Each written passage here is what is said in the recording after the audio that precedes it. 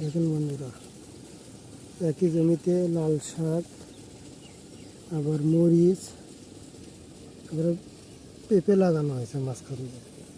আপনারা ইচ্ছা করলে এক জমিতে এভাবে আবাদ করতে পারেন, এতে লাভবান হবেন, অনেক লাভবান। আমি হয়েছি লাল শাক, মরিচ, পেঁপে পুরো জমিতে লাগাইছি,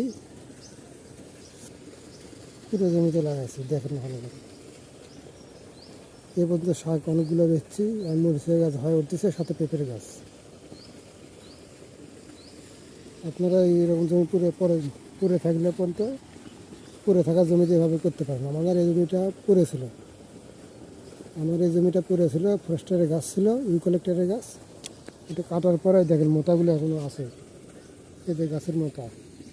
এগুলো না তুলে এর ভিতরে কোদাল দিয়ে চুটে আমরা এইভাবে আবাদ করছি।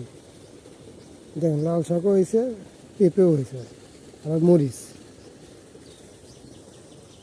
পরে থাকা জমি, একদম পরে থাকা জমি। খুব সুন্দর করে বাউন্ডারি দিছি, জাল দিয়ে নেট দিয়ে ঘিরে দিছি। দেখেন পুরো জমিতে, এর জন্য পরে থাকা জমি, 4.5 পাশে গাছ, গাছের মাঝখানে আমার জমি।